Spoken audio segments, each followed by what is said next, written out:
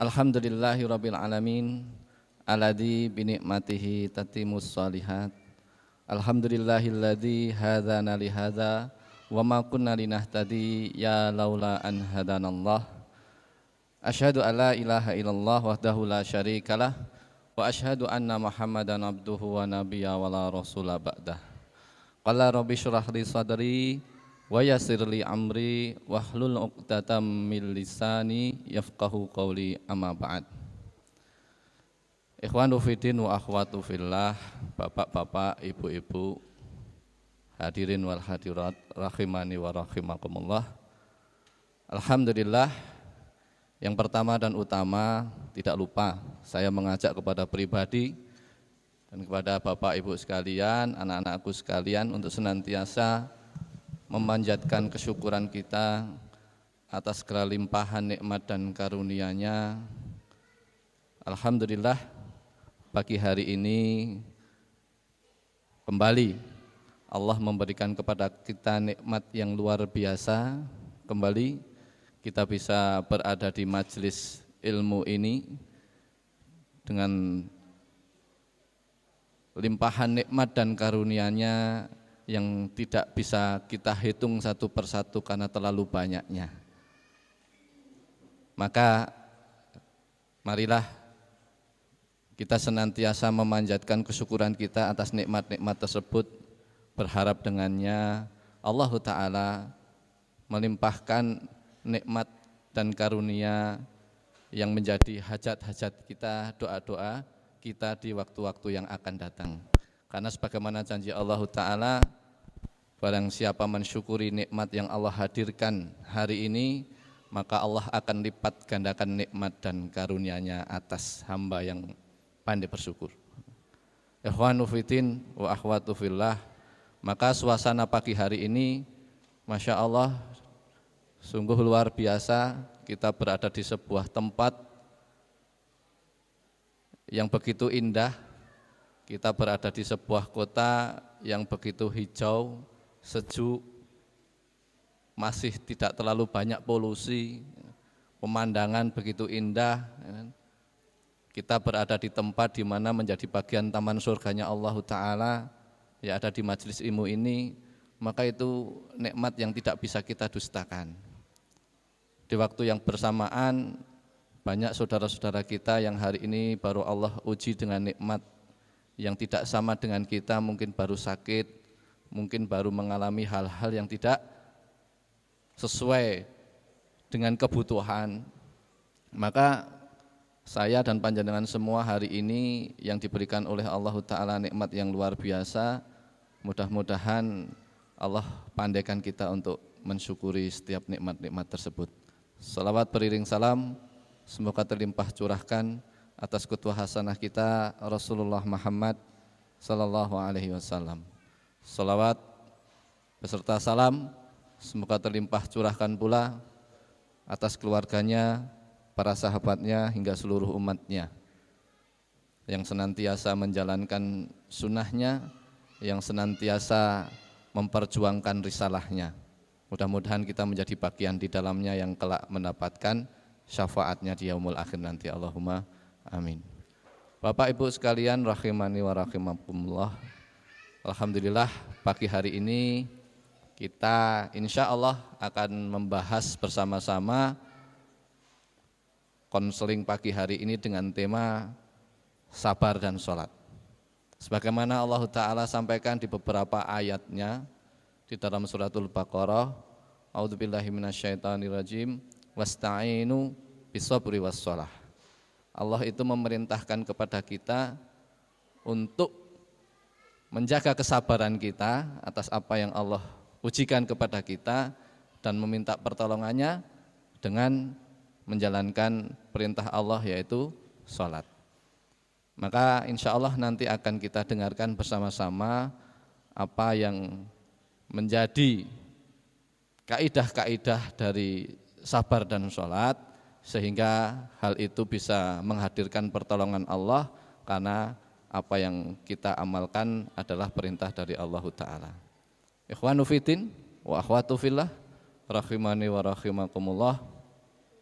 Saya pada pagi hari ini itu merasa begitu luar biasa karena suasana di mana beberapa hari yang lalu itu Allah sadarkan kepada saya bahwa ada beberapa teman saya yang seusia saya itu meninggal dunia. Maka itu menjadi pengingat bagi saya, ternyata teman-teman yang sebaya, seusia saya pun sudah banyak yang Allah panggil, gitu kan. Berarti cepat atau lambat saya ini pasti akan segera merasakan hal yang sama. Maka kembali saat Allah berikan kepada saya pribadi kembali dihidupkan setelah tidur saya, itu menjadi sesuatu yang ini nikmat yang masih Allah berikan. Masih ada kesempatan untuk terus berinvestasi amal soleh. Karena waktu yang tersisa pada diri kita itu kita tidak tahu apakah tinggal beberapa waktu lagi atau masih agak panjang, kita sama-sama tidak tahu. Maka hal itu mengingatkan kepada apa yang disampaikan Rasul kita bahwa secerdas-cerdas umatnya Rasulullah itu adalah yang senantiasa mengingat kematiannya. Lalu dengan itu dia mempersiapkan dengan sekuat tenaganya untuk menyiapkan bekal-bekal menuju kematian itu. Sehingga apa yang menjadi kegiatan setiap harinya tidak lain dan tidak bukan di dalam rangka mempersiapkan dirinya, memperbanyak bekalnya untuk menghadap Allah Ta'ala. Maka semoga di antara ikhtiar kita adalah majelis kita pada pagi hari ini. Mudah-mudahan majelis ini sebagaimana yang Rasulullah sampaikan menjadi bagian dari jalan yang Allah mudahkan bagi kita semua untuk sampai kepada jannah-jannahnya. Allahumma amin. Bapak Ibu sekalian rahimani wa rahimakumullah, ada beberapa informasi yang perlu saya sampaikan sebelum kita sama-sama mendengar ilmu yang nanti akan disampaikan oleh Ustadz Umar Faqihuddin, bahwa insya Allah ketika Bapak dan Ibu yang kemarin sudah mendapatkan informasi terkait dengan program dari Yayasan Subulus Salam Nusantara, kaitannya dengan mitra ketiga, insya Allah akan segera bisa dieksekusi. Maka Bapak serta Ibu yang menghendaki untuk menjadi pelaku usaha yang bermitra dengan Yabisa dengan konsep program mitra ketiga, insya Allah bisa menindaklanjuti, menemui kami di kantor atau di tempat ini di waktu-waktu setelah acara-acara kajian seperti ini. Itu informasi yang perlu saya sampaikan di awal kepada Bapak Ibu sekalian. Monggo silahkan bagi yang mau menindaklanjutinya. Waktu sudah hampir jam 8. Maka hari ini akan kita sepakati kita menurunkan jam selesainya. Kalau yang pekan-pekan kemarin, Ahad kemarin kita sampai jam 10, kita hari ini akan mengusahakan mudah-mudahan jam setengah 10 sudah selesai. Jadi kalau di atas jam setengah 10 bagi yang masih menghendaki ada konseling pribadi dan sebagainya dipersilahkan. Untuk majelis insya Allah kita akhirkan hingga pukul setengah 10. Begitu ya informasinya. Kepada Ustadz Umar Faqihuddin dipersilahkan untuk hadir di tengah-tengah kita.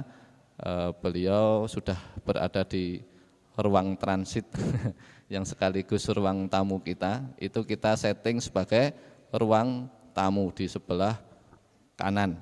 Bapak beserta Ibu monggo silahkan apabila mau bertamu di tempat ini di luar jam-jam kajian itu boleh.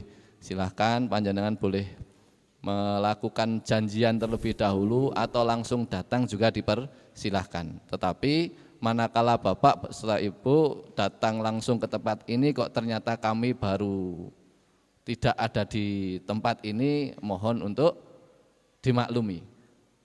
Akan lebih baik ketika sudah melakukan janjian. Kalau belum tidak apa-apa, tetapi kalau andai kata kami baru berada di luar, maka mohon untuk dimaklumi.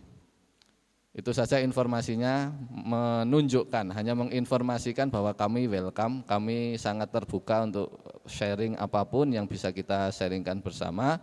Kami sudah siapkan tempat untuk menjamu Bapak Ibu semuanya bagi yang ingin bertamu ke tempat ini di waktu-waktu di luar majelis ilmu. Itu saja tambahan informasinya. Alhamdulillah Ustadz Umar Faqihuddin sudah berada di atas panggung ini, maka insya Allah akan kita mulai konseling bersama beliau dengan tema pagi hari ini sabar dan sholat. Kepada Ustadz Umar Faqihuddin dipersilahkan. Bismillahirrahmanirrahim. Assalamualaikum warahmatullahi wabarakatuh. Alhamdulillahi rabbil alamin. Wassalatu wassalamu ala ashrafil anbiya'i wal mursalin wa ala alihi wa ashabihi wa man tabi'ahum bi ihsanin ila yaumiddin. Asyhadu an la ilaha illallah wahdahu la syarikalah wa asyhadu anna Muhammadan abduhu wa nabiyuhu wa rasuluh la nabiyya wa la rasula ba'dah. Allahumma asrah sudurana wa tazawwas an sayyiatina wa hab lana fahmal anbiya'i wal mursalin wa hab lana fahmas salafus salih. Allahumma anfa'na bima 'allamtana wa 'allimna ma yanfa'una wa zidna ilman wa na'udzu billahi min ahwali ahli nar. Allahumma la sahla illa ma ja'altahu sahla wa anta taj'alul hazna idza syi'ta sahla. Rabbi shrah li sadri wa yassir li amri wahlul 'uqdatam min lisani yafqahu qawli. Rabbi zidni ilma. Amma ba'd. Bapak, Ibu dan saudara-saudaraku semua yang semoga dirahmati Allah, semoga dicintai oleh Allah SWT dan semoga dibarokahi oleh Allah SWT. Alhamdulillah kita dimudahkan perjalanan kita di majelis yang mulia ini, diringankan langkah kita, dimudahkan urusan-urusan kita, diberikan di dalam hati kita kecondongan dan kecenderungan untuk selalu berada di dalam kebaikan insyaallah.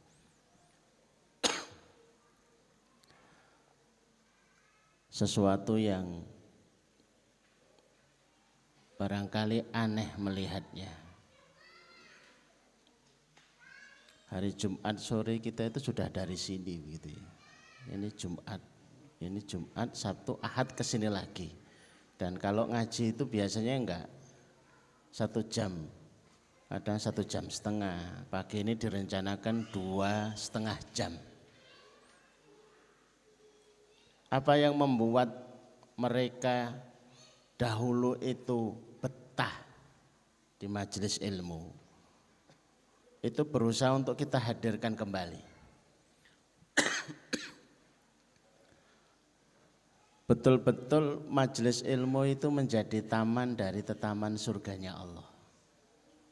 Karena tiap hari kita makin tahu apa yang harus dikerjakan untuk bisa kembali besok itu di tempat semula kita itu berasal, yaitu surganya Allah Subhanahu wa taala. Harapannya begitu, mencari informasi sebanyak mungkin agar kita bisa kembali ke surganya Allah Azza wa Jalla. Itu adalah misi yang luar biasa. Makin tahu begitu, selalu yang kita harapkan begitu. Itu pun masih kita butuhkan selalu berdoa kepada Allah agar kita tidak salah pilihan, salah jalan dan salah arah. Bapak Ibu yang dirahmati Allah, pagi ini kita akan mengkaji 3 ayat. Yang pertama Al-Baqarah ayat 45. Yang kedua Al-Baqarah ayat 153. Dan yang ketiga adalah surat Toha ayat 132. Mohon dicatat dulu. Kalau sudah dicatat saya baru jelaskan.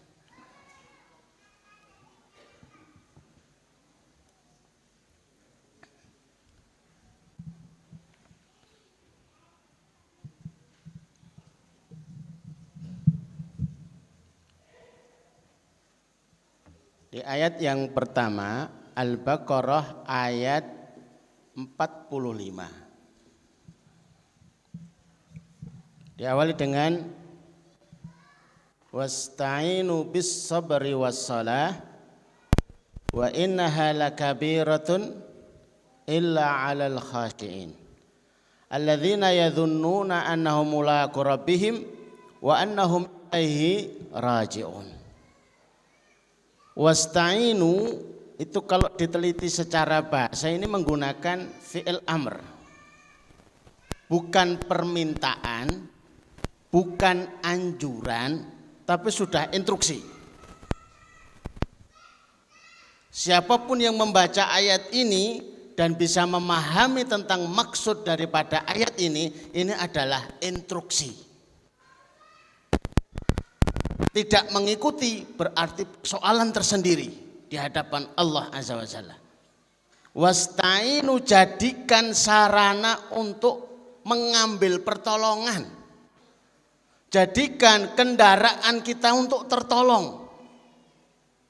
Bapak Ibu pernah lihat James Bond? Enggak pernah lihat ya?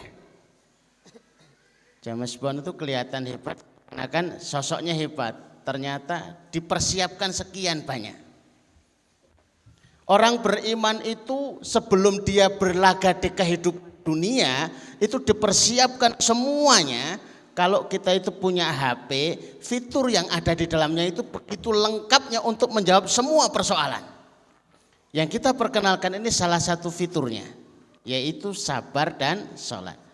Jadikan, gunakan, ini adalah instruksi sebagai alat untuk meminta tolong kepada Allah, sebagai alat untuk menjemput pertolongan dari Allah SWT, yaitu dengan sabar dan sholat.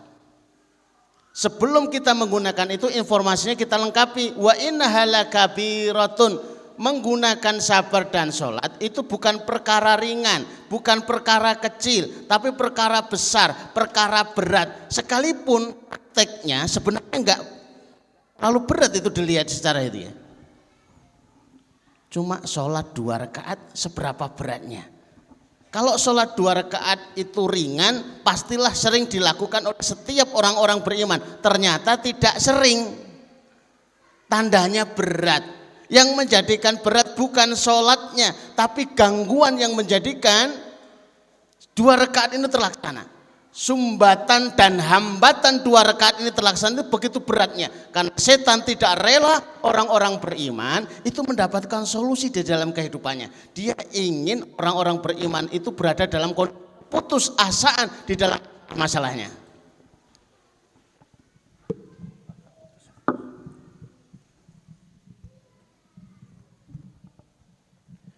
Wa innaha lakabiratun, itu sesuatu yang berat illa 'alal khashiin, kecuali orang-orang yang khusyuk.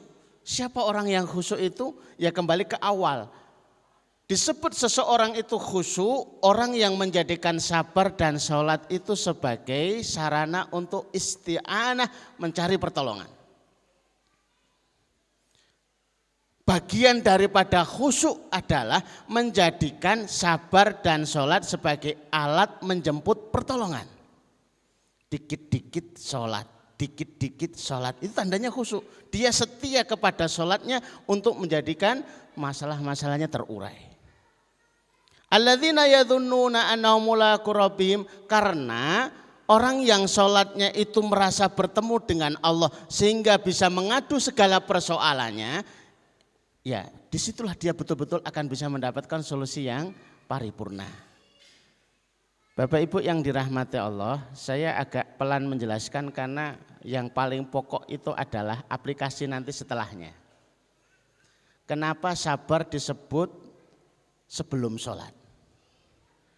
Gunakan, mintalah tolong kepada Allah dengan sabar dan sholat. Kenapa sabar dulu kok enggak sholat terus baru ditunggu sabar solusinya?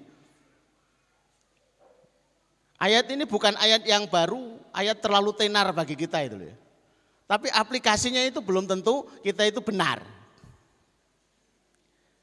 Pertama disebut wasta'inu, mintalah tolong kepada Allah dengan sabar. Artinya jangan kita tergoda mencari solusi kecuali solusinya kepada Allah. Bapak Ibu kalau dapat informasi ada tanah dijual. Harga normalnya 100 juta. Ini dijual 25 juta. Apa yang dilakukan Bapak Ibu? Langsung ditelepon. Salah. Menurut yang kita pahami ini salah. Ada mobil dijual, harga normalnya itu adalah 60 juta, dijual 20 juta. Apa yang kita lakukan? Langsung cepat-cepat di WA. Sabar. Ada anaknya teman baru lulus hafidhatul Quran. Cantik lagi. Lah kita punya anak laki-laki, tak lamar sik ben ora kedisian. Sabar.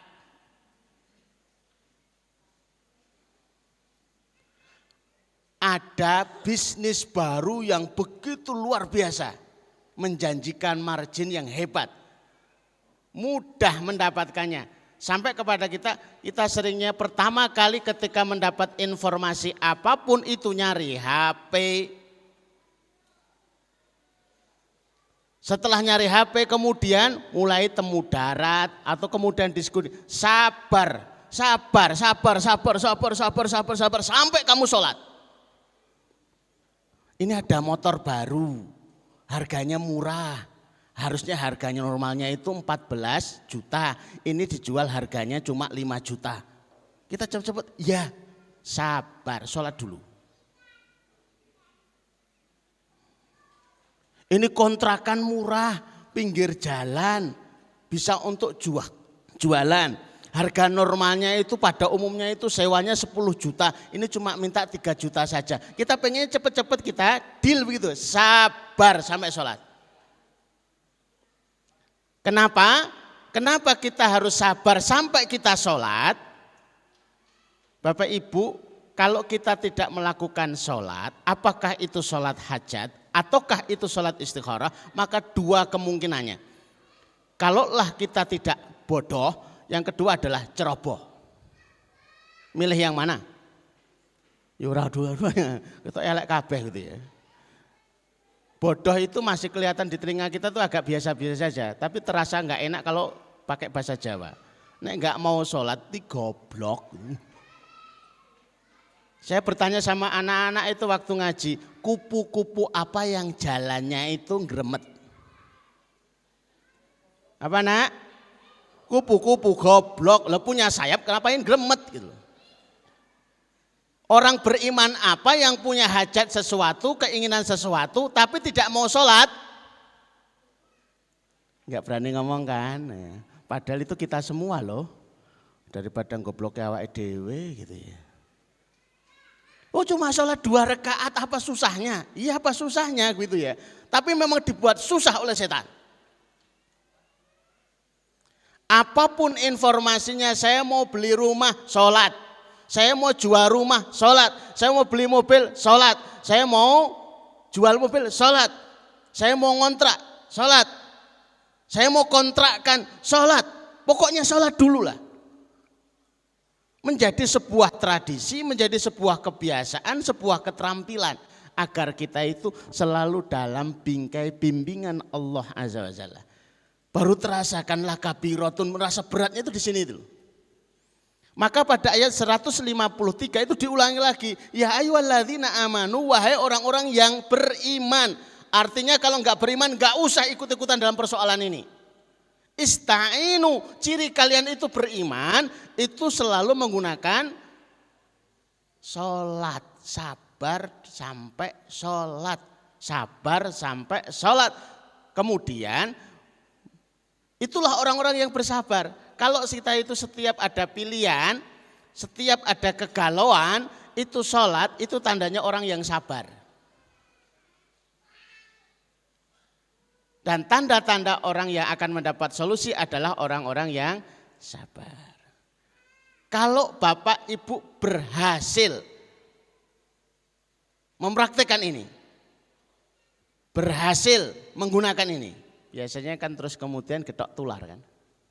Bapak Ibu yang biasa menggunakan Google Map, kemudian mencari ketemu. Sekarang kan tidak begitu mengkhawatirkan tempat-tempat yang kita nggak kenal sekalipun. Asal ada di Google Map, pokoknya ke sana. Belok kanan, belok kiri, lurus, sawah. Lu katanya, lah saya lagi di sawah. Oh, semua bisa dicari dengan Google Map itu loh. Sebenarnya semuanya itu bisa disolusi dengan sabar dan sholat itu. Asal pikiran kita itu nggak kemana-mana dulu gitu loh. Pikirannya ke teman, pikirannya ke HP, pikirannya ke rekanan, pikirannya macam-macam. Jangan pikirkan yang macam-macam dulu, pikirkan yang pertama kali ketika kita punya urusan sholat. Kalau bapak ibunya berhasil, maka wariskan kepada anak-anaknya. Di surat Tuha ayat 132, wa'mur ahlaka bis shalah, perintahkan keluargamu untuk sholat. Itu bukan sholat 5 waktu saja, tapi dalam setiap urusan gunakan sholat. Saya agak nadanya saya keraskan, sengaja itu ya, biar ada perhatian. Makin muda itu makin nggak terwariskan urusan sholat ini. Anak-anak muda itu lebih pede ketika dia itu punya komunitas daripada punya sholat. Kita ini kalau tidak belajar tidak akan bisa mewariskan. Kalau tidak menggunakan maka akan kesulitan mewariskan. Coba kita ada di tempat di Temanggung, lihat ke sana sudah gunung begitu indahnya, semuanya tampak hijau, air mengalir dengan limpahnya. Masih mengkhawatirkan rezeki kita, ini kan aneh. Sementara kita punya sholat. Bayangkan dengan Nabiullah Ibrahim ketika membawa Ibunda Hajar, riwayat lain adalah Ibunda Saroh. Mana saja, kita tangkap pelajarannya saja, nggak perlu diperdebatkan orangnya, kecuali kalau pas cerdas cermat. Kalau cerdas cermat itu tergantung jurinya. Siapakah yang disembelih pada waktu Nabi Ibrahim diperintah menyembelih putranya? Nabi Ismail, salah. Nabi Ishak, benar. Loh, setahu saya Nabi Ismail, ya tergantung jurinya lah. Juri kan tidak boleh diganggu, apalagi digugat. Itu diceritakan agak utuh itu biar kita itu terbayang gitu ya. Robbana wahai Rob kami, aku tempatkan keluargaku di satu tempat, di biwadin, di satu lembah. Kalau bapak ibu lihat pas naik gunung, Temanggung itu lembah. Tapi bukan lembah yang paling dasar.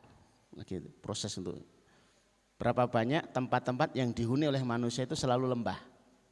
Biwadin, di satu lembah, ghairi dzi zar'in, disifati tidak ada tanaman. Kalau tidak ada tanaman, tidak ada kehidupan. Satu tempat yang tidak ada kehidupan, ditandai dengan tidak ada tanaman, berarti air juga sulit. Itu saja itu bisa hidup. Robbana liyuqimus shalah. Yang pertama kali bukan ruko yang diminta. Yang pertama kali bukan pertanian yang diminta. Yang pertama kali bukan tempat penghasilan. Tapi Robbana liyuqimus shalah.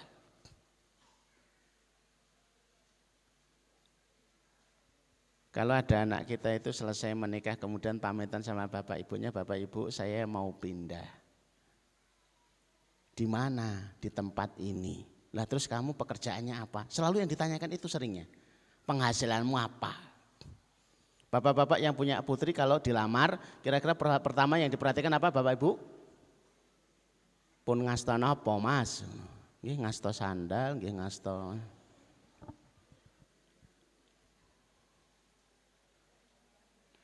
Ternyata anaknya yang ngaji yang lamar itu. Jawabannya, saya sudah biasa menegakkan sholat. Sudah, berangkat. Tidak ada yang mengkhawatirkan. Mestinya begitu. Ternyata awal pertama kali tinggal di tempat yang baru, belum ada yang dimakan. Dia ambil air untuk sholat, ya Allah aku butuh makan. Bapak Ibu pernah berdoa untuk minta makan? Belum ya? Kayaknya kok terlalu tragis banget ya saat ini. Minta makan langsung begitu. Belum. Kita itu kalau minta makan, itu datanya makanan itu dilewatkan banyak orang.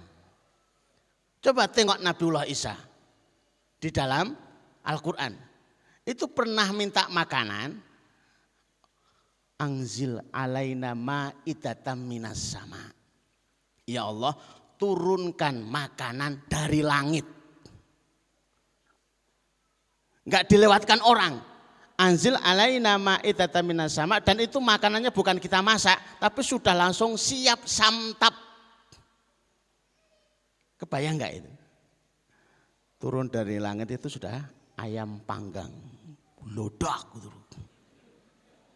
Mie rebus kleang. Saya bayangkan susah, kok bisa ya? Maka Nabiullah Isa itu getem-getem, tahu getem-getem enggak bahasa Jawa ya itu ya. Mungkin bahasa saya berbeda dengan bahasa jenengan sekalipun sama-sama Jawa. Saya enggak masalah, enggak ada kamus bahasa Jawa yang menyatukan kok. Gemes gitu loh ya, sama Bani Israel itu loh. Memang Robmu bisa mendatangkan makanan dari langit. Ngenyek. Memang Allah bisa mendatangkan makanan dari langit. Ngenyek ini. Diminta. Tapi diancam, kalau sampai terkabul, kalian tidak beriman, kalian akan diazab dengan azab yang belum pernah ada. Loh kok gitu? Lah kamu minta juga yang belum pernah diminta orang sebelumnya. Jengkel kayak kan begitu. Datang. Kalau kita kan masih ada tetangga bawa ayam, nek ngersake diopor, alhamdulillah. Atau bawa masakan opor tapi sudah kelihatan gitu loh ya. Di bawah orang tuh kelihatan kakinya itu ngambah tanah itu ya. Oh tonggone dewe gitu. Oh nggih. Ada yang nganter kerdusan, itu kelihatan ini. Ini dari langit. Kelihatan terus langsung tersaji prasmanan gitu. Sulit kebayang susahnya. Dan itu bisa. Allah kita itu maha kaya, maha bisa dan maha kuasa. Tinggal bagaimana kita itu bertransaksi, berkomunikasi dengan Allah untuk menyelesaikan banyak urusan-urusan kita itu selesai. Jadi intinya ada di situ, dengan sabar dan sholat itu pokoknya ada di situ. Tapi wariskan kepada anak-anak kita, wariskan kepada keluarga besar kita, wariskan kepada saudara-saudara kita, wariskan kepada banyak kaum muslimin yang hari ini sedang menunggu. Kita semua dalam daftar tunggu, menunggu masalahnya selesai dan lain sebagainya. Tapi persoalannya tidak banyak yang tahu apa yang harus dilakukan di saat menunggu. Sehingga menunggu itu menjemukan, membosankan. Menunggu yang tidak membosankan adalah menunggu yang tahu apa yang harus dilakukan di saat menunggu. Bukankah kita semua itu menunggu dipanggil oleh Allah? Ya ayat Tuhan nafsul mutmainnah irji'i. Wahai jiwa yang biasa tenang membenarkan ayat-ayat Allah, katuran kuntur. Saya sering sampaikan kepada bapak ibu yang sudah sepuh, yang tidak sepuh juga tidak masalah. Karena urusan ajal kadang-kadang itu menakutkan seperti yang disampaikan beliau tadi itu. Dan tidak ada kemudian komen gitu ya, usia 17 tahun belum menikah meninggal.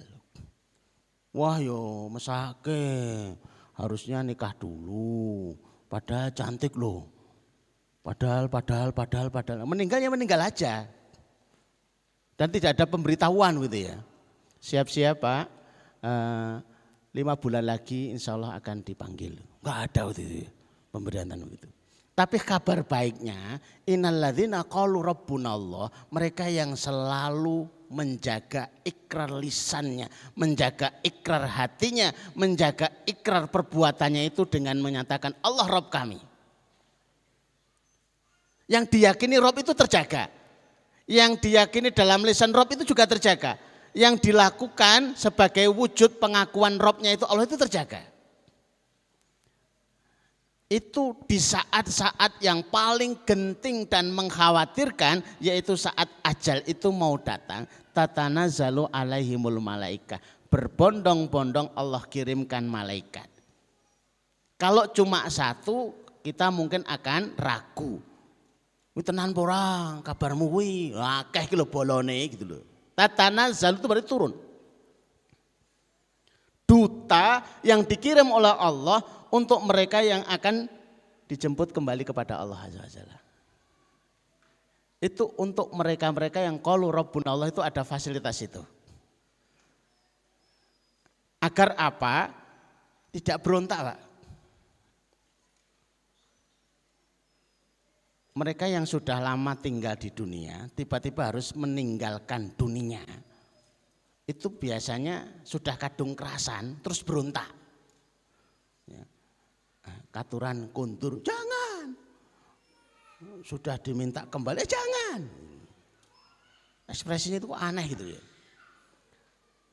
Dikirimkan malaikat itu sengaja untuk memberikan informasi alla takhafu wala tahzanu. Kamu jangan takut. Masa depanmu itu nanti itu tetap kita akan dampingi. Kamu jangan sedih, yang kamu tinggalkan insya Allah dalam penjagaan Allah Azza wa Jalla. Jadi semuanya sudah diberikan penjelasan begitu ya. Apakah dengan dua penjelasan itu membuat Bapak Ibu yang akan dibawa ke menghadap kepada itu sudah menjadi tenang? Tenang belum Bapak Ibu? Belum. Jadi diberi kabar, la takhafu, jangan takut, didampingi. Jangan takut, yang di belakang diurusi. Cuma kita itu nggak ngerti gitu loh, didampingi itu menuju kemana kita nggak ngerti. Maka yang ketiga, wa absyiru bil jannatil lati kuntum tu'adun, silahkan lihat di dalam tafsirnya Fussilat ayat 30-31. Berikan kabar gembira. Maka ditunjukkan kepada orang beriman yang saleh yang mendapatkan husnul khatimah di saat jelang ajalnya itu adalah ekstra. Bahasa dulunya itu ekstra. Bahasa sekarang trailer. Jadi ditampakkan slide. Ini nanti tempatmu di sini. Wah, lo kok apik? Ya apik. Ini kendaraanmu. Lo kok ya mewah? Ya. Ini yang akan menjadi pendampingmu. Loh kok malih? Biyen pesek, saiki kok mancung. Sudah berubah. Loh kok berubah? Daur ulang. Maksudnya daur ulang itu istrimu dulu di dunia, masuk di akhirat itu daur ulang ini. Yang pesek dibuat mancung, yang pendek dibuat semampai. Pokoknya sesuai keinginan lah. Tapi ya aja siji, oke dikompleti gitu ya. Tapi ya jakaka ya wis dikurangi gitu ya. Kok penak man gitu ya. Nah, itu fasilitas. Wa absyiru bil jannah, berikan kabar gembira. Kasih kabar gembira. Itulah yang menyebabkan mereka yang sebenarnya ditarik ruhnya itu begitu menyakitkan. Lah kok malah guyu. Lah kok malah meringis gitu ya. Ada enggak anak-anak yang besok itu mau piknik, itu malamnya enggak bisa tidur. Karena goyang guyu. Napa toh nak? Besok itu mau piknik. Calon manten yang besok mau diakadkan. Bisa tidur enggak Pak? Yang pengalaman, yang anak-anak enggak usah jawab. Belum ada pengalaman jawab. Yang besok mau diakadkan gitu. Guyu. Piye ya? Piye ya gitu loh ya. Rasanya gimana begitu ya. Apalagi harinya Jumat. Ngeri lagi. Hari Jumat terasa hari saat pertama bertemu dengan pacar. Padahal atau pacaran. Gayanya sok ngerti rasanya pacaran. Masya Allah. Bapak Ibu yang dirahmati Allah, saya itu pengen bicara dan menjelaskan panjang, tapi dari awal sudah dikasih tahu jangan panjang-panjang Ustadz, nanti konselingnya jadi waktunya berkurang, rencananya 10:30 bisa jadi 10:30 selesainya gitu. Maka saya cukupkan, ukuran saya sudah 30 menit nih, walaupun tidak begitu jelas dari sini jam yang saya lihat, tapi mudah-mudahan banyak penjelasan-penjelasan yang ada. Terakhir saya tutup dengan kisah sahabat kami. Sahabat kami itu manajer teh botol Sosro Indonesia Timur. Resign. Untuk menjadi ilmu bagi mereka-mereka yang resign. Ustadz, saya sudah resign. Apa yang saya harus lakukan? Sholat. Untuk menemukan solusi baru untuk pekerjaan dan penghasilan. Sholat, keluarnya itu toko material. Ustadz, kok keluarnya toko material? Ya bagus lah. Daripada toko-toko yang lain yang belum jelas. Loh, saya nggak tahu bagaimana membuat toko material. Saya tidak ada pengalaman. Kalau begitu sholat lagi. Sholat yang kedua keluarnya apa? Toko material. Ustadz, keluarnya sama. Nah terus saya tidak ada pengalaman, saya nggak pede. Sholat lagi. Sholat yang ketiga keluarnya apa? Toko material. Ustadz, keluarnya sama. Apa yang saya harus lakukan? Lakukan. Nggak usah sholat lagi. Suwen ini. Akhirnya buatlah toko material. Dia ngobrol, saya membuat toko material, saya membuat toko material, saya membuat toko material. Saya bantu, tak suplai, jadi. Dan laris. Begitu sudah laris, nyaman, bisa ibadah, dekat masjid, dia cerita. Ustaz, ngerti yang ngono jeng biyen aku toko material, ngerti yang ngono gak ngerti. Ngaji muai carry gitu loh. Iya ya. Waktu tak suruh sholat istikharah itu, kenapa harus istikharah itu? Kalau kamu enggak istikharah itu pilihannya dua, nek enggak bodoh ya ceroboh. Loh kok jangankan untuk 5 tahun ke depan, besok pagi aja enggak tahu kok nasib kita itu. Sama-sama enggak tahu, kenapa kita itu enggak tanya sama yang maha tahu gitu loh. Maka bahasa di dalam sholat istikharah itu kan, engkau yang maha tahu. Aku tidak tahu, engkau yang maha tahu. Aku tidak kuasa menentukan, engkau lah yang kuasa menentukan. Maka pilihkan kami yang terbaik, tentukan kami pada hal yang terbaik. Nah, akhirnya keluarnya toko material. Tapi kalau sudah tinggalnya dekat masjid, rezekinya ya sudah enak, halal. Rasa di istikharah Pak. Ini golek pekerjaan itu. Wes enak, bisa sholat istikharah. Kan nanti malah kegeret ke jauh dari masjid malah bahaya lagi gitu ya. Jadi sabar dan sholat itu kalau kami gabung menjadi sebuah kalimat yang mudah untuk diingat. Sabar sampai sholat.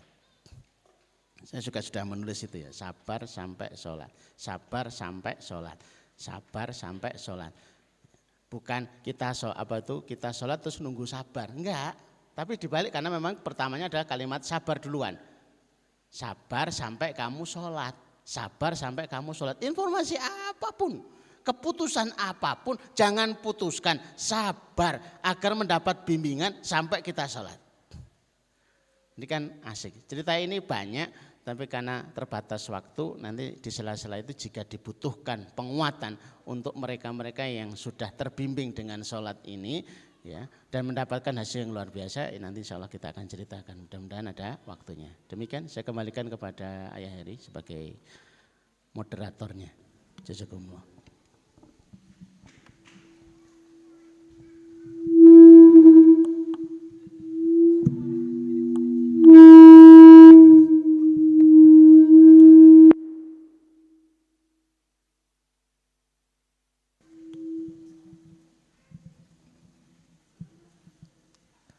Alhamdulillahirrabbilalamin. Jazakumullahu khairan katsiran Ustadz atas materi sabar dan sholatnya. Kepada Bapak beserta Ibu sekalian, dari apa yang tadi sudah disampaikan oleh Ustadz Umar Faqihuddin, maka apabila ada Bapak beserta Ibu yang mau bertanya kaitannya dengan materi sabar dan sholat ini, kepada Bapak beserta Ibu yang menghendaki dipersilahkan. Nanti mohon untuk Mas Ibrahim dan Mas Ilham untuk menyiapkan pengeras suaranya agar yang mau bertanya bisa menyampaikan dengan jelas.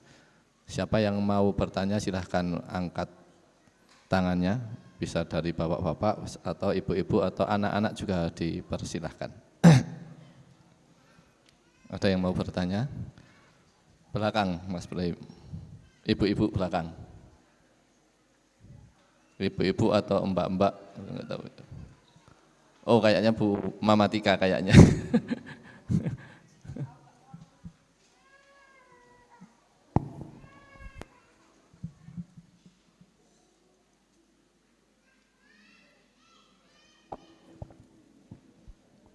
Makasih. Assalamualaikum warahmatullahi wabarakatuh.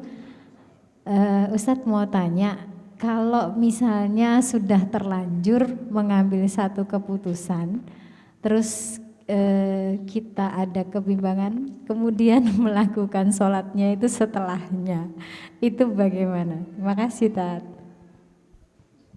Oke, Bu Tika, jazakumullah khairan katsiran. Ustaz, ini pertanyaannya, apabila sudah terlanjur membuat sebuah keputusan atau sudah terlanjur melangkah, setelah itu baru bimbang, lalu apakah masih bisa untuk mengulang dengan konsep sabar dan sholat tersebut? Monggo Ustaz. Iya. Yang pertama yang harus kita pahami Bapak Ibu, kita sholat itu untuk berdoa ya. Maka perhatikan dari sejak awal sampai akhir ditutup dengan salam, isinya itu doa semua. Karena memang ad-doa mukhul ibadah. Doa itu adalah intisarinya ibadah. Maka kalau tahu begitu, mari kita rubah konsepsi, itu kita rubah. Kenapa Bapak Ibu makan? Ya biar kenyang, kan begitu ya. Terus ibadahnya di mana gitu loh. Katanya segala sesuatu yang diniatkan untuk Allah itu ibadah. Bagaimana caranya agar kita tahu yang kita niatkan itu menjadi ibadah? Mohon maaf saya akan jelaskan karena ini bertalian utuh gitu ya. Saya berdiri itu biar kelihatan begitu ya. Kenapa kita harus makan? Rata-rata alasannya adalah biar kenyang. Kalau pakai doa disebut makan kita ibadah, selesai dari makan kita berdoa disebut makan kita ibadah. Kalau enggak pakai doa disebut ibadah enggak? Ya biasa saja. Semua orang melakukan begitu ya. Agar kita terjaga dalam suasana ibadah, maka jadikan tujuannya itu ya doanya itu aja biar cepat gitu ya. Bapak kenapa mau makan? Karena saya ingin berdoa sebelum makan dan berdoa setelah makan. Allahumma barik lana fima razaqtana wa qina adzabannar. Bolehkah doa ini kita baca sebelum kita masuk kamar mandi? Boleh enggak, Pak? Kamar mandi kita buka, masih depan pintu. Allahumma barik lana fima razaqtana wa qina adzabannar. Itu melongo yang ada di dapur. Pak, sadar, Pak. Waras, Pak. Kapan doa mau makan itu kita baca? Ya saat makan. Kalau kita pura-pura makan, enggak nyemi, pura-pura makan tapi baca doa itu. Boleh enggak? Kok ya kurang kerjaan gitu loh ya. Ya boleh, tapi kan yang melakukan itu sedikit. Kapan kita berdoa bismika Allahumma ahya wa bismika amut? Ya ketika tidur. Bolehkah kita waktu ngaji berdoa pakai itu?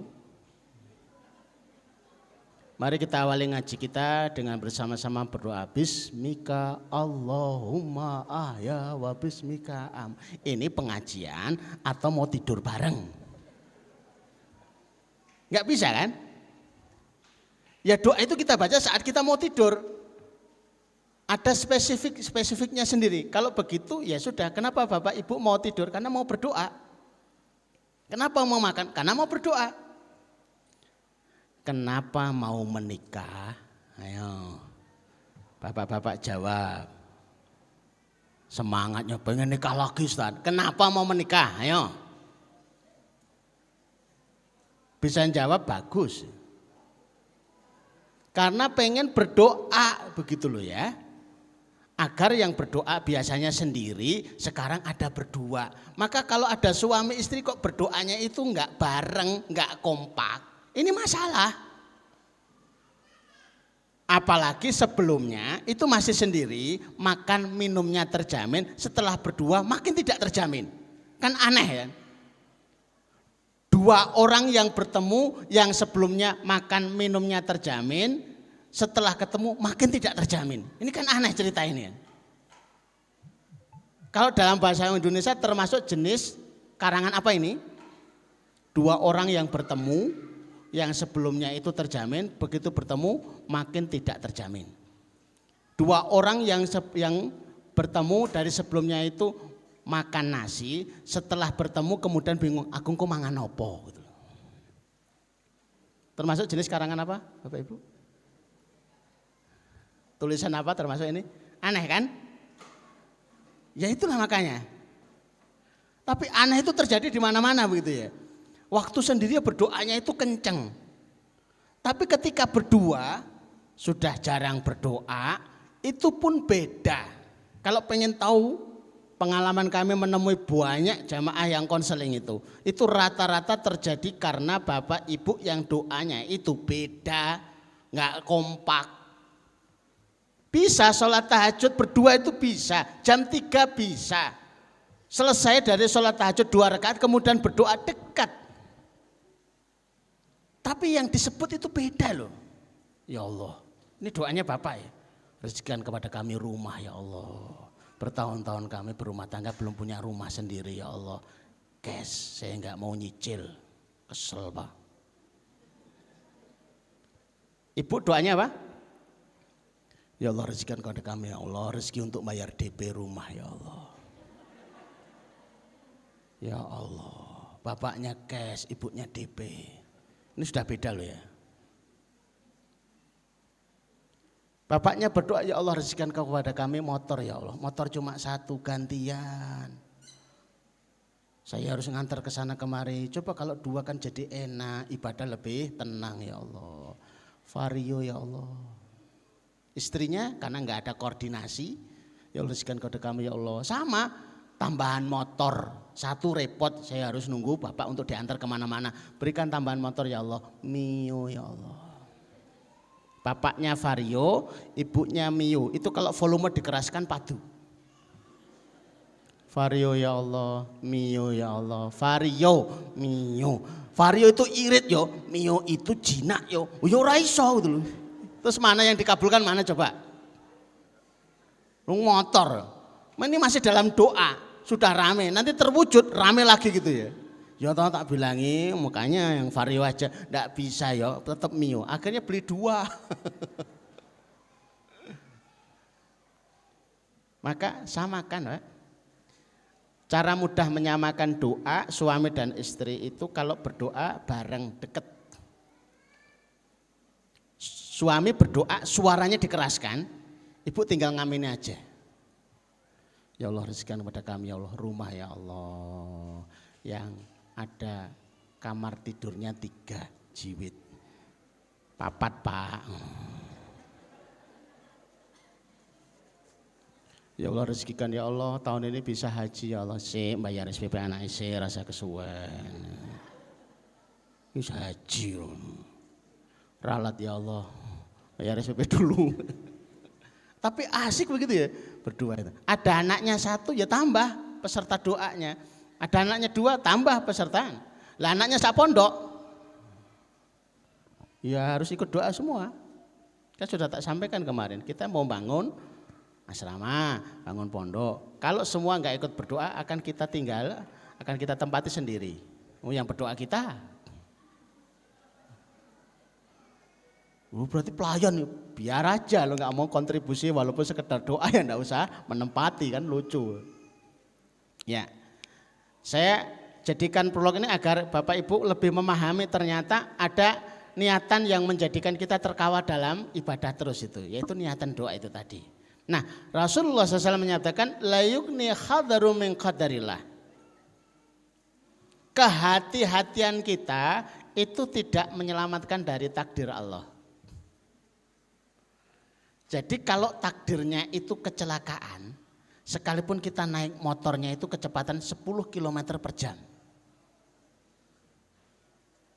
Minggir mepet.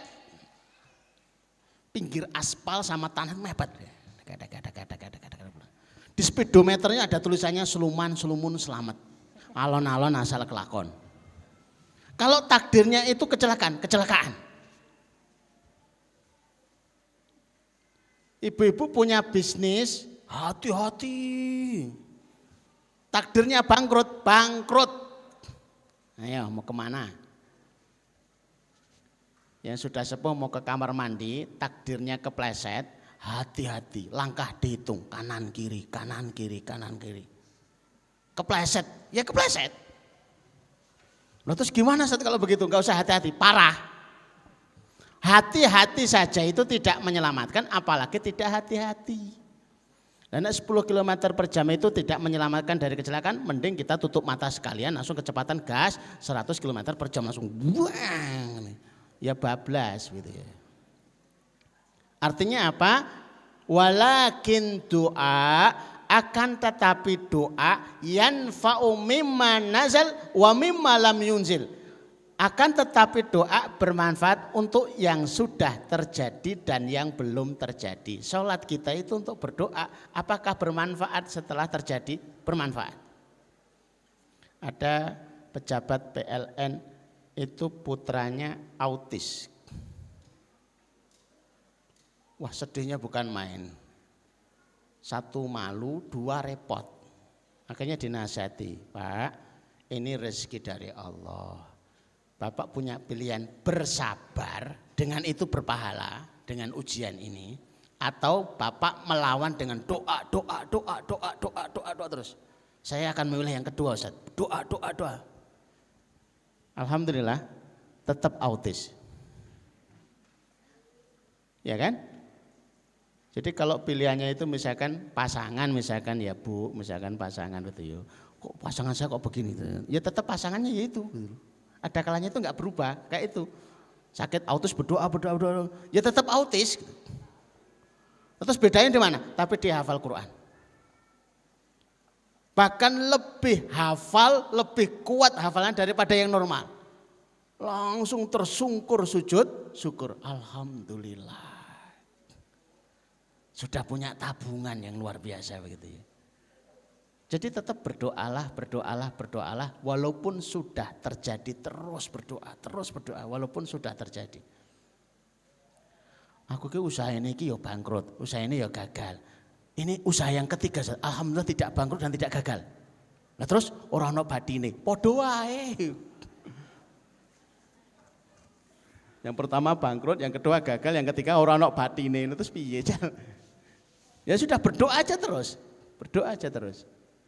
Tanpa putus asa. Sehingga berdoa itu menjadi sesuatu yang indah dalam kehidupan kita. Kalau belum dikabulkan itu tanda dicintai Allah. Allah berfirman kepada para malaikat, malaikat apakah hambaku masih berdoa? Masih ya Allah, jangan kabulkan. Kenapa ya Allah? Aku suka rengeannya. Kan masalah bagi kita kan?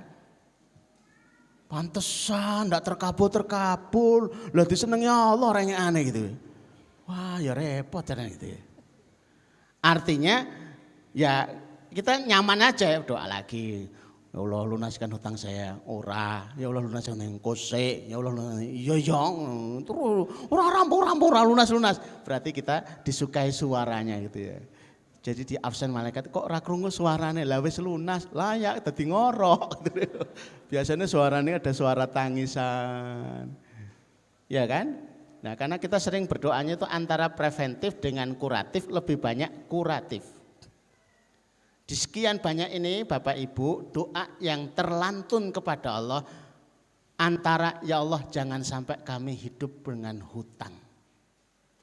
Dan yang kedua, ya Allah lunaskan hutang saya. Itu lebih banyak mana yang keluar terlantun? Jujur loh Pak, Bu, jujur. Mana yang paling sering terlantun? Lunaskan hutang saya Ustaz. Ya Allah, lunaskan hutang. Kenapa berdoa begitu harus nunggu kena hutang itu loh ya? Ya kenapa harus nunggu sampai macet gitu loh ya? Iya kan?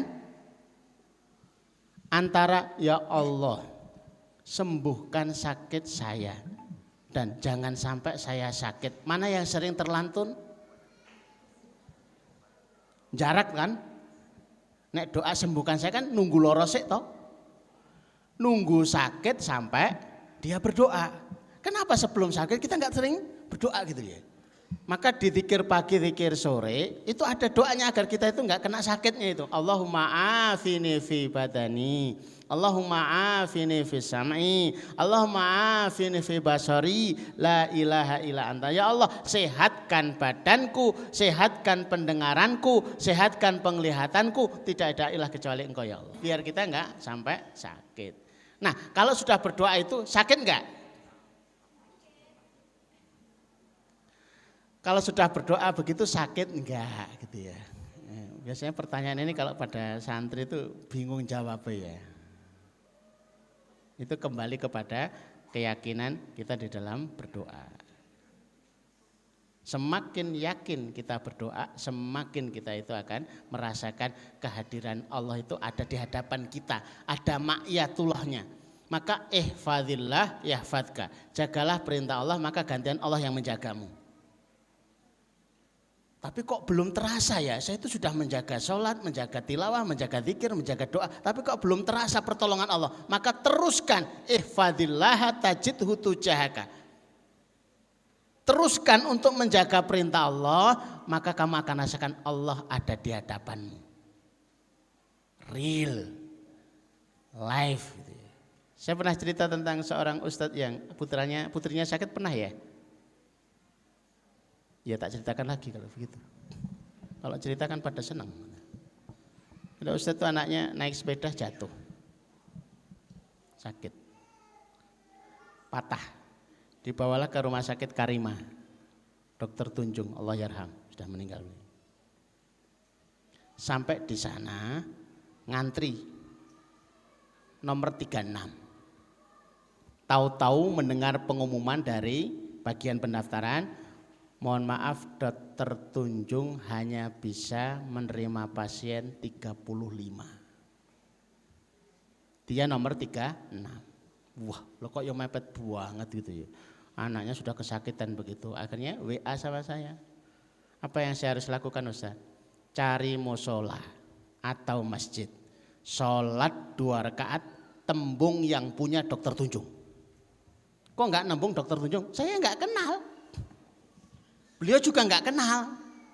Tapi kalau yang punya Dokter Tunjung saya kenal. Dia juga kenal. Kita langsung big bossnya aja lah. Ya sholat 2 rakaat, ya Allah mudah-mudahan bisa ditangani ya Allah.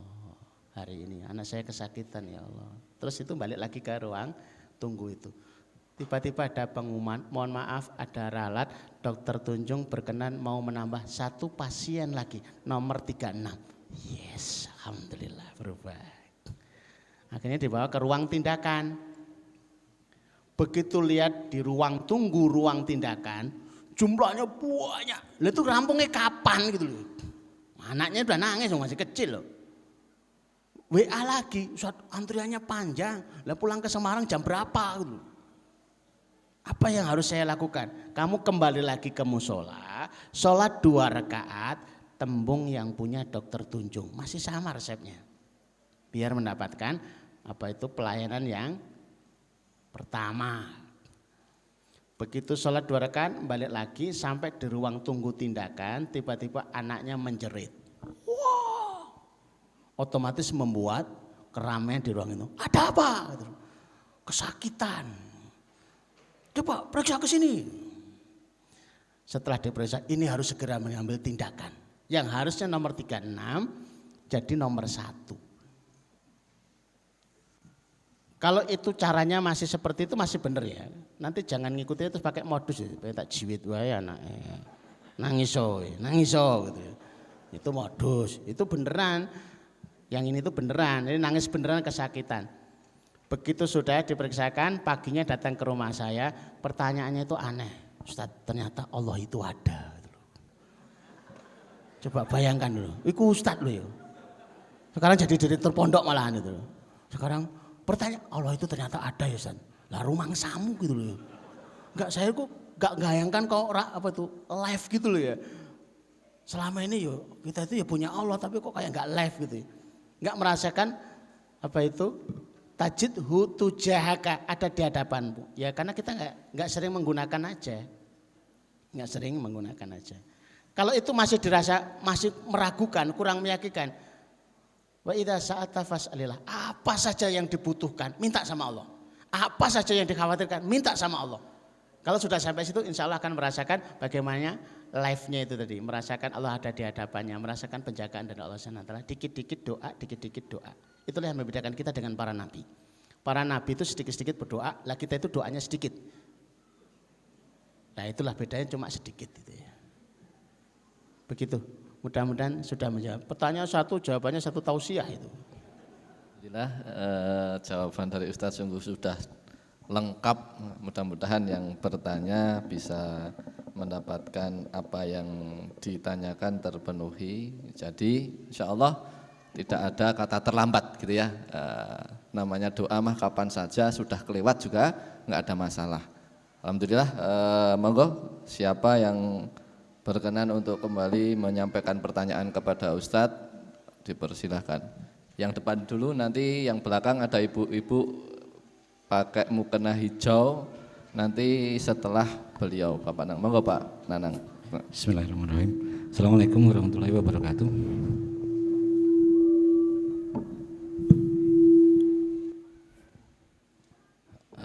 Ustadz Umar, pertanyaan saya ada dua. Yang pertama adalah tadi saya tertarik dengan tausiah Ustadz Umar yang masalah material tadi itu, dan dari apa yang saya tangkap bahwa itu adalah berupa petunjuk dalam mimpi mungkin ya mungkin.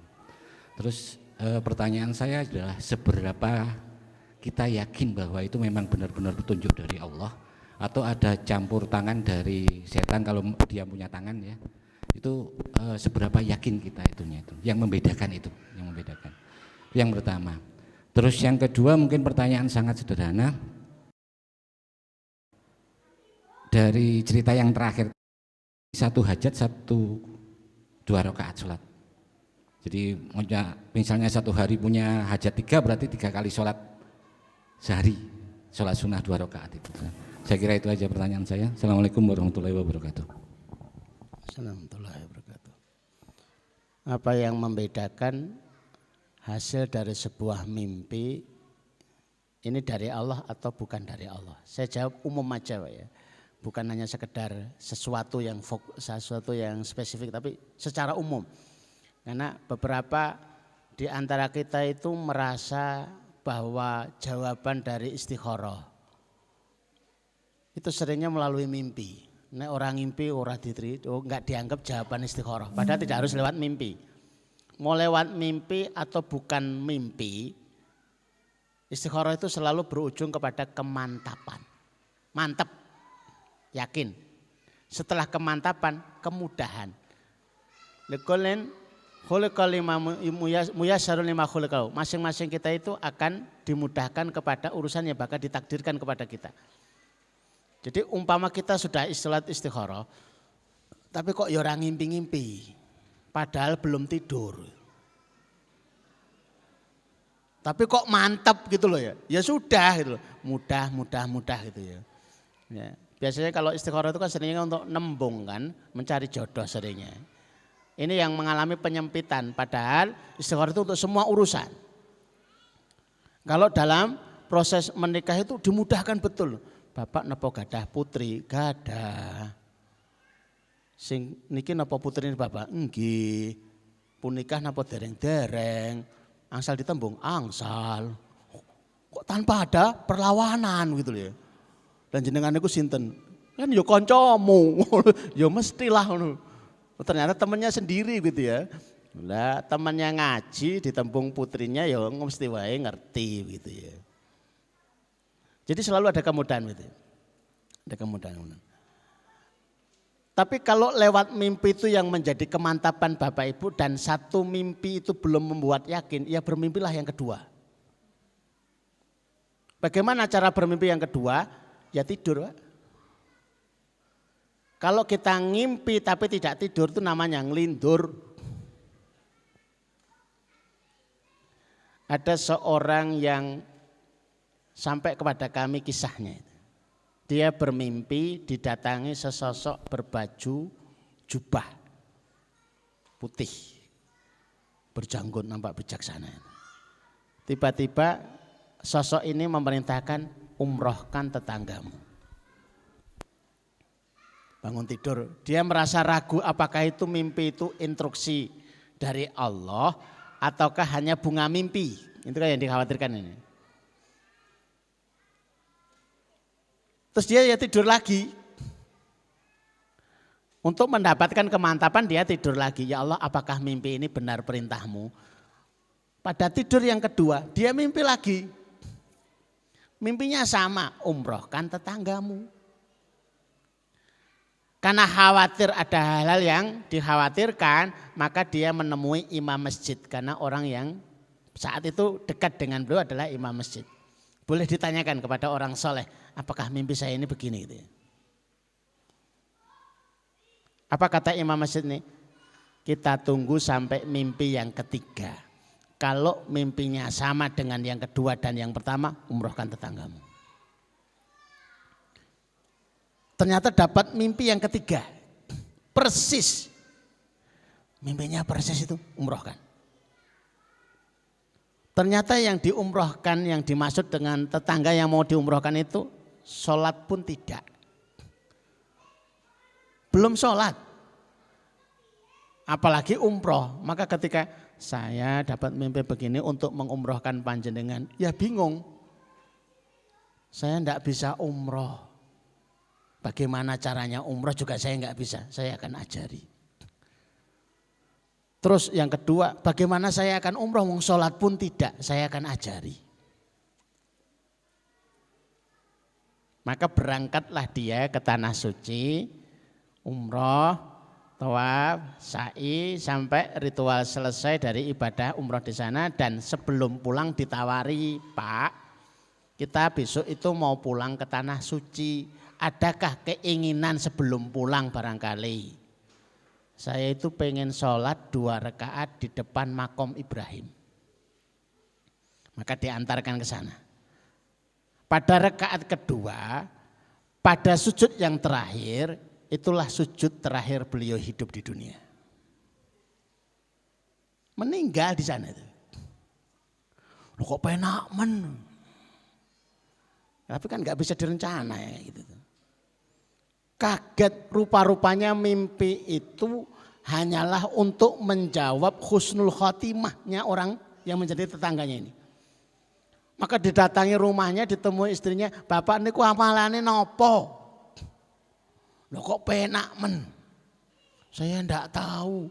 Anaknya ditanya, diwawancara satu, amalannya bapak itu apa? Saya enggak tahu. Tetangganya, apalagi saya, wong istrinya aja enggak tahu. Tapi ada petunjuk kecil, bapak itu sering sekali jalan ke belakang. Maka diburu cari ke belakang.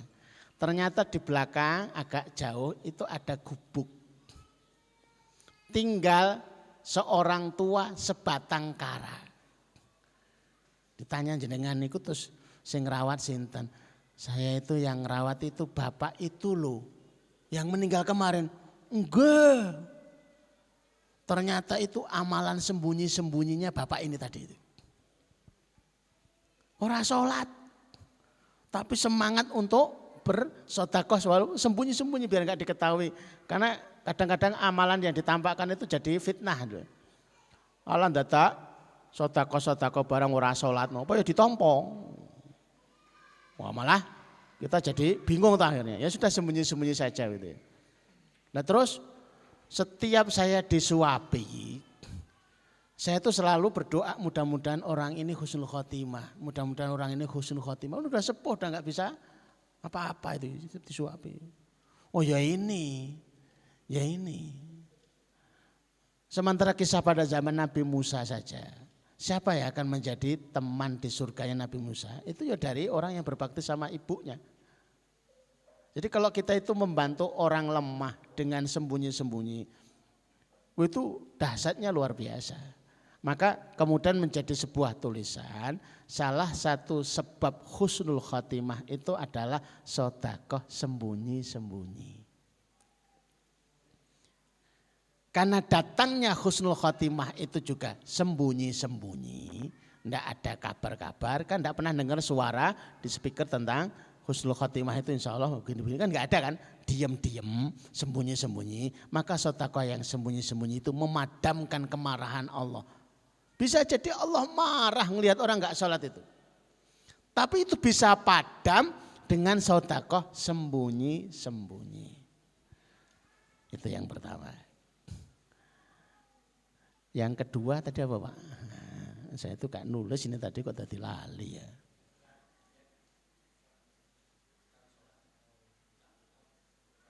Oh iya, apakah sholatnya itu sekali, 2 kali, apa 3 kali gitu ya. Kalau sholat istikharah dan sholat hajat itu bertitel anytime, Pak.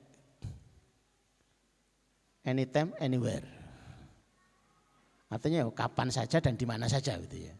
Di mobil ya boleh, di musola ya boleh, di rumah ya boleh, di pasar ya boleh. Gitu. Dan waktunya itu lintas. Ba'da asar itu secara umum tidak boleh ada sholat. Tapi kalau itu hajat atau istikharah itu boleh. Karena kepentingannya kita minta hajat dan kepentingannya kita itu minta pilihan itu kan ya kapan saja. Pak ini ada tawaran dari atas jenengan itu mau diberangkatkan ke Jepang. Diterima apa enggak Pak? Ditunggu 1 jam lagi. Loh, nek nawar iki ya aja bar asar ngono lho ya. Lah napa lho aku lah salate piye? Penawaran kok bar asar. Oh ya ngenteni bar mangan. Ya nanti kalau sudah 1 jam ya nun sewu lewat. Nah ya kan? Repot. Maka ini anytime anywhere. Kapan saja. Sehari 2 kali, sehari 3 kali, sehari 4 kali, monggo silakan. Dan enaknya sholat ini, mau sholat istikharah ataupun sholat hajat, itu sunahnya pakai dua surat yang pendek-pendek. Rakaat pertama adalah Qul ya ayyuhal kafirun, rakaat kedua Qul huwallahu ahad. Kan ini gampang. Saya bersyukur sekali sehingga jadi sering-sering sholat gitu ya. Coba kalau yang disunahkan itu adalah Al-Baqarah, kan repot tuh ya. Oh, suwe menut itu. Pak iki nyapa ta Pak iki ditunggu ki lho wis 1 jam luwih lho. Saya torong rampung Al-Baqarah. Istikharah ke Al-Baqarah berat, Pak. Lebih jarang lagi yang menggunakan istikharah. Alhamdulillahnya istikharah itu rakaat pertama Qul ya ayyuhal kafirun, rakaat kedua Qul huwallahu ahad. Yang enggak hafal Qul ya ayyuhal kafirun gimana? Ya sudah Qul huwallahu ahad aja semuanya. Saya itu kadang-kadang hafal, kadang-kadang enggak Ustaz. Loh kok iso ngono? Ya nek pas lagi bening pikiran itu apal. Nek pas lagi enggak itu bulet wae. Wala antum abiduna ma abud. Wala ana abidum ma abadtum. Wala antum abiduna ma abud. Wala ana abidum ma abad. Pak, lho kok suwi men istikharahmu, Pak? Aku ora iso mandek. Iki metune piye? Iki nutupe Qul ya ayyuhal kafirun ki piye muter wae. Wis ndang lakum dinukum waliatin. Ah, lha kuwi tak golek iki. Oh, kok ora metu-metu ki, Mang. Lakum dinukum waliatin kok ora metu-metu. Kayak muter wae gitu. Ya sudah, Qul huwallahu ahad semua juga enggak apa-apa gitu ya. Bahkan pakai yang sekedar 1 ayat Yasin juga boleh ya. Alif Lam Mim juga boleh gitu ya. Pendek itu. Wallahu a'lam bishawab. Monggo selanjutnya. Gitu nggih, Pak Nanang sudah mendapatkan jawaban dari Ustadz. Selanjutnya untuk ibu-ibu yang ada di aula yang pakai kerudung hijau, Mas.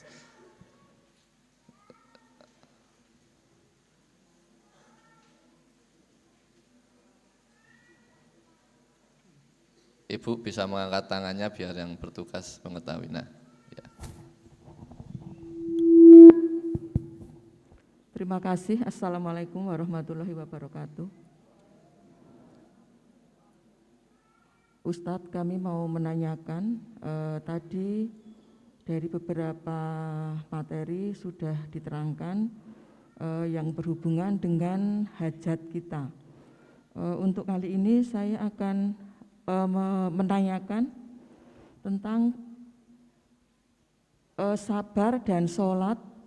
Apakah bisa diterapkan dalam untuk menghadapi ujian kehidupan?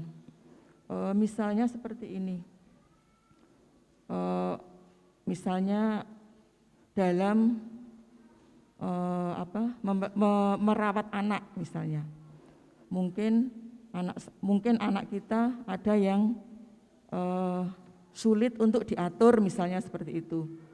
Kemudian untuk menghadapi pekerjaan kita di kantor misalnya. Kadang kita menghadapi teman yang sulit menurut kita, atau menghadapi klien yang sulit diatur menurut kita. Itu apakah itu juga bisa diterapkan untuk sabar dan sholat itu? Kemudian kesabaran seperti apakah yang harus kita berikan pada mereka? Karena kita menganggap bahwa hal itu sangat sulit sekali bagi saya, mungkin seperti itu. Kemudian untuk sholatnya, itu apakah juga seperti sholat yang telah tadi diterangkan, misalnya saya menghadapi anak saya yang sulit sekali diatur, itu apakah sholatnya juga sholat istikharah atau sholat hajat apa, itu yang kami tanyakan. Dan yang jelas katanya sabar itu tidak ada batasnya. Itu sabar yang seperti apa Ustadz? Kami mohon penjelasannya. Terima kasih. Assalamualaikum warahmatullahi wabarakatuh. Pertanyaan dari Ibu adalah bagaimana sabar dan sholat itu apakah bisa diformulakan atau dilakukan ketika itu menyangkut dengan langsung permasalahan kehidupan, semisal permasalahan pekerjaan, semisal anak susah diatur, begitu nggih. Konteksnya sabar dan sholat ini kan dalam rangka meminta pertolongan kepada Allah. Berarti ketika anak susah diatur, kita butuh pertolongan Allah. Ketika klien kita mungkin diharapkan sebagaimana apa yang kita inginkan, berarti itu juga dalam rangka minta pertolongan Allah. Nanti akan dijelaskan sama Ustadz, tetapi saya ada satu testimoni. Testimoni saya dulu ketika anak saya Ken itu usia sekitar 1,5 tahun, mungkin belum ada 2 tahun. Waktu itu menjelang maghrib kami sepulang dari rumah sakit. Karena menjelang maghrib kami agak terburu-buru untuk bisa sampai rumah sebelum maghrib, seperti itu. Singkat cerita, anak saya Ken itu di perjalanan mendadak langsung rewel tanpa kita ketahui sebabnya. Rewel gitu. Nangis, dengklak itulah bahasanya, seperti itu. Terus itu berlangsung di perjalanan hingga sampai kami sampai rumah masih seperti itu, bahkan semakin menjadi-jadi gitu kan. Dan alhamdulillah waktu itu posisi saya itu seringkali waktu itu sering diminta untuk meruqyah, ya kan? Maka karena saya mendapati secara keilmuan itu berada di waktu yang berpeluang untuk terserang jin seperti itu kan, maka ilmu ruqyah saya gunakan kepada anak saya itu. Saya ruqyah anak saya berkali-kali, tapi ternyata rewelnya tidak berhenti. Koyone winginane nek ngruyah wong ki mandi ya, ngruyah anake dhewe malah ora ono efeke seperti itu. Tak ruyah berkali-kali gitu tanpa ada perubahan. Nah, di situ akhirnya saya kembali kepada konsep meminta pertolongan kepada Allah dengan sabar dan sholat itu. Ya kan? Walaupun di dalam hati merasa sedih banget gitu loh, karena anak saya itu rewelnya itu tidak wajar sampai itu mau membentur-benturkan kepalanya itu ke dinding gitu. Maka karena saya merasa apa yang saya ikhtiari itu tidak berhasil, ya kan, dan saya disadarkan oleh Allah waktu itu ternyata mungkin saya salah bersandar gitu. Saya menyandarkan kepada ikhtiar, yaitu meruqyah, lupa menyandarkan pertolongan Allah gitu kan. Maka yang kami ikhtiari waktu itu sudah menjadi SOP bagi saya sama istri waktu itu. Ketika butuh pertolongan maka selalu kembali dengan sabar dan sholat. Ista'inu bisabri wassholah. Maka waktu itu tidak cukup hanya dengan itu, karena kami merasa anak kami itu dalam posisi yang sangat darurat gitu kan. Maka waktu itu saya buka dompet saya, kebetulan ada hanya 1 lembar warna biru, 50.000. Saya keluarkan, saya taruh di meja, ya Allah ini akan saya sedekahkan kepada yang membutuhkan. Dan ini adalah satu-satunya harta kami saat ini. Setelah itu saya keluarkan di meja, lalu kami melakukan apa yang Ustadz tadi jelaskan, yaitu bersabar dengan kondisi itu, tidak mengambil tindakan lagi kecuali sholat. Alhamdulillah, qadarullah, di rakaat pertama anak saya sudah diam. Sampai kami salam, alhamdulillah sudah tidak rewel lagi. Itu mungkin sedikit testimoni. Berarti ketika kita mengurus anak, apakah bisa dengan konsep sabar dan sholat? Kalau pengalaman saya pribadi, insya Allah sangat bisa.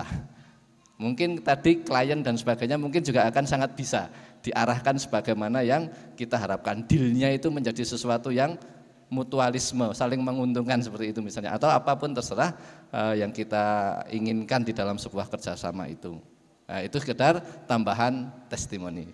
Pertanyaannya kembali disampaikan kepada Ustadz. Ustadz mohon penjelasannya. Ya, bismillahirrahmanirrahim. Bapak Ibu, kalau kita itu tidak puas meminta kepada Allah, maka kita akan dipaksa meminta kepada selain Allah.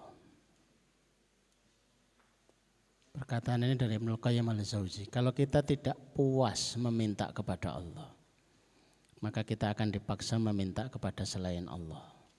Maka puaskan diri meminta kepada Allah. Kalau kita tidak puas dengan syariat Allah, maka kita akan dipaksa menjelajah kepada syariat selain Allah. Wal'iyadzubillah min dzalik. Ada enggak yang kenal di antara kita dengan istilah ruwatan? Ada kan? Itu untuk apa saja itu? Macam-macam semuanya gitu ya. Pokoknya untuk segala sesuatu, komplit pokoknya. Jadi sabar dan sholat itu komplit. Lawang jamu aja ada komplit.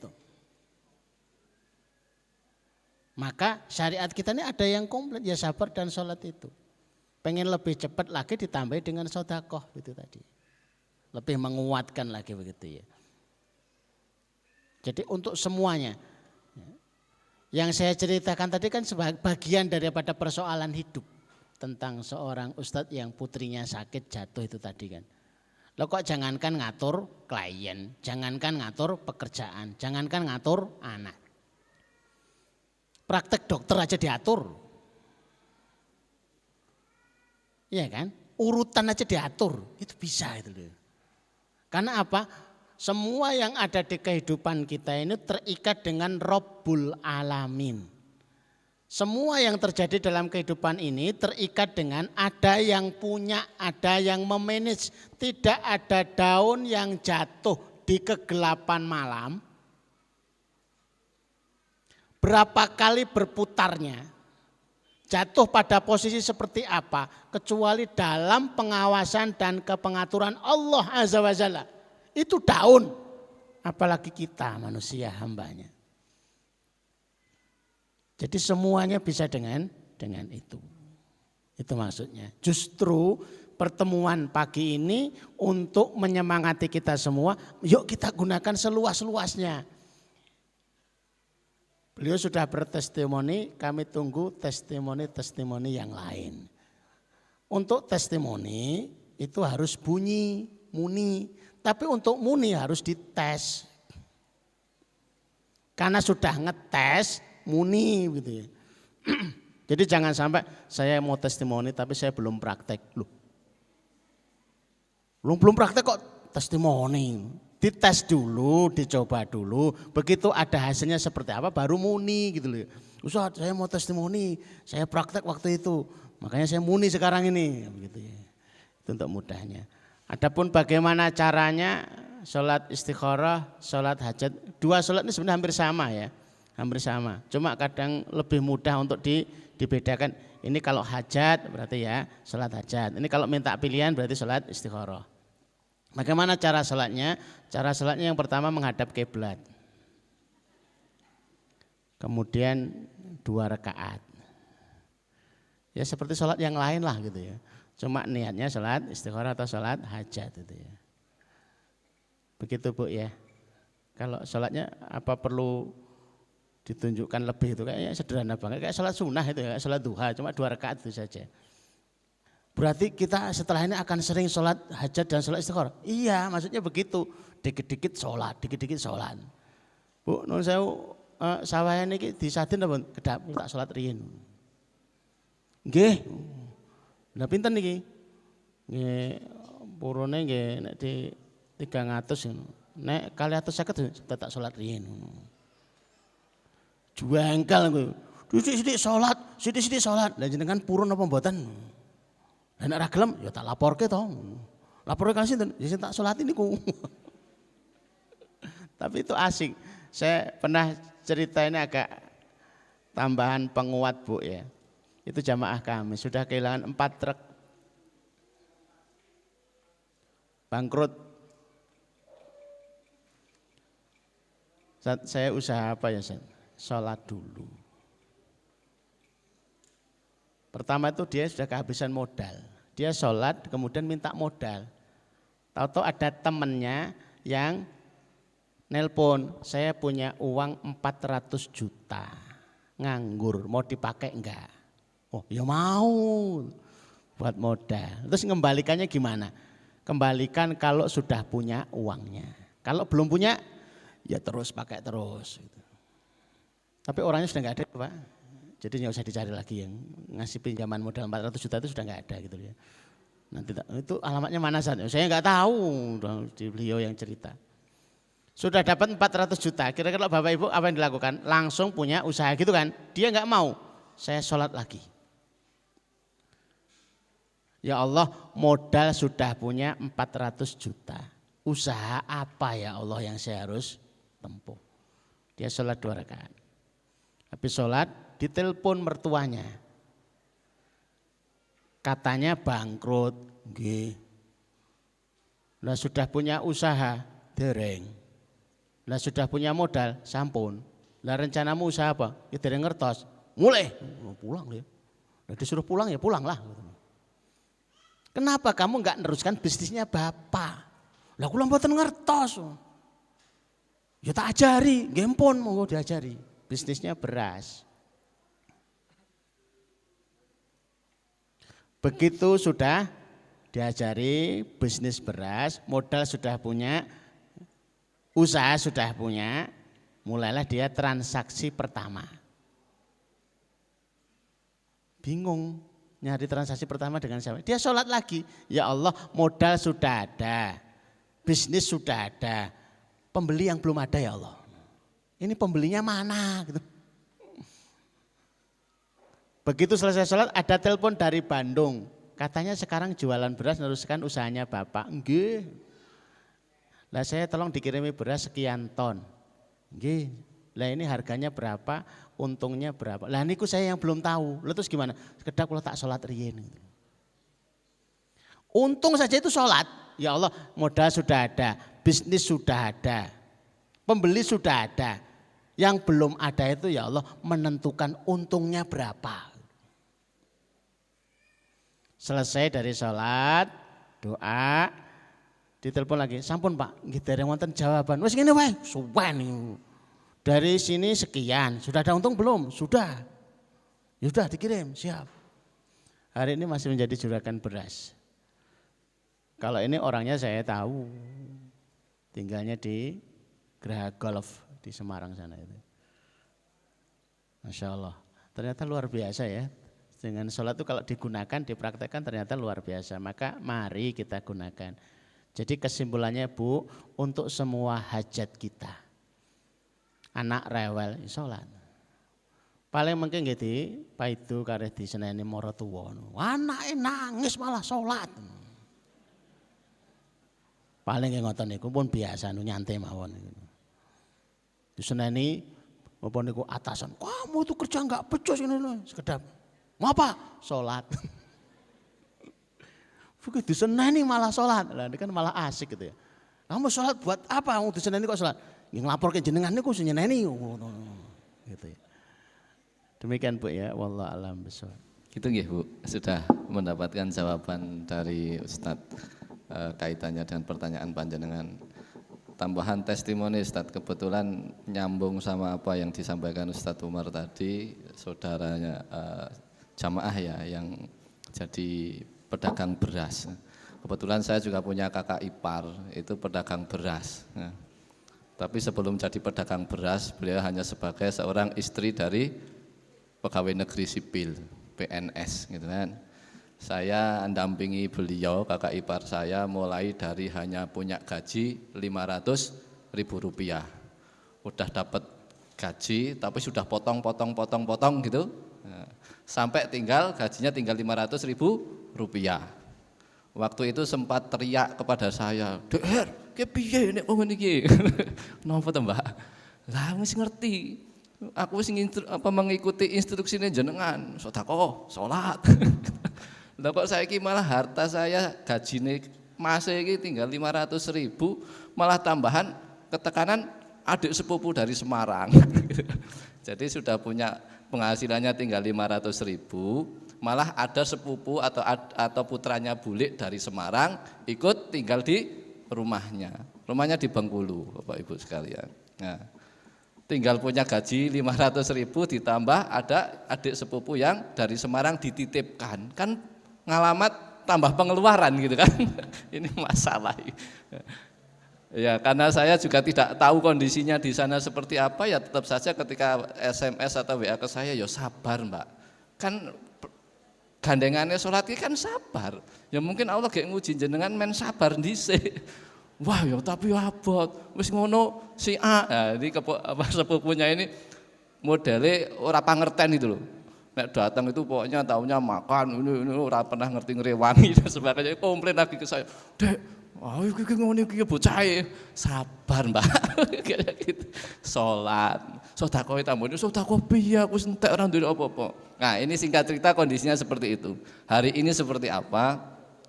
Informasi terakhir fusonya berapa? 4 apa berapa? Kalau enggak 3, 4. Itu fusonya. Belum lama. Agak longgar rezekinya itu baru sekitar antara 3-4 tahunan ini. Saya dampingi beliau sekitar 7-8 tahun yang lalu. Longgar itu sekitar 4 tahunan ini. Alhamdulillah hari ini Masya Allah, ya kan? Urusan sedekah, urusan sabar kalau sholat itu menjadi penolong bagi kakak ipar saya. Saya dampingi seperti itu, Masya Allah. Bahkan sampai saya itu mendapatkan nikmat lewat beliau itu tidak terukur itu loh. Saopopone dikei gitu, tekan kendaraan, tekan mobil itu difasilitasi sama beliau. Berawal dari gaji 500.000 yang tersisa bahkan harus dititipi sama sepupunya dari Semarang. Hari ini menjadi bos beras sama kedelai.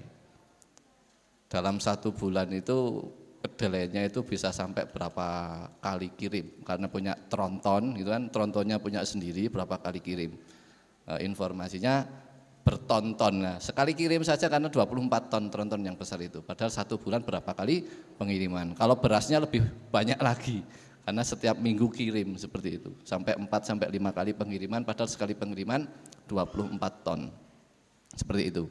Maka kembali ini menjadi bagian dari testimoni bahwa orang-orang yang Allah pilih dan Allah perintahkan mau melakukan, karena tadi ya ayyuhalladzina amanu kita berarti dipilih siapa? Hambanya yang beriman, yang mau mengikuti perintah Allah ini, maka Allah berikan sebuah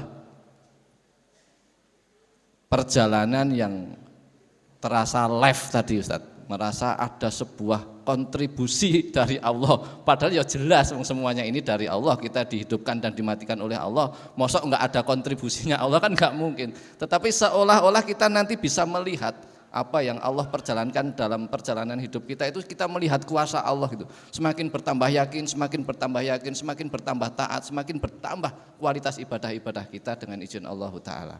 Maka mudah-mudahan saya panjenengan semua bisa menjadi kafilah yang Allah pilih untuk senantiasa sabar dan sholat sebagai penolong di dalam kehidupan kita.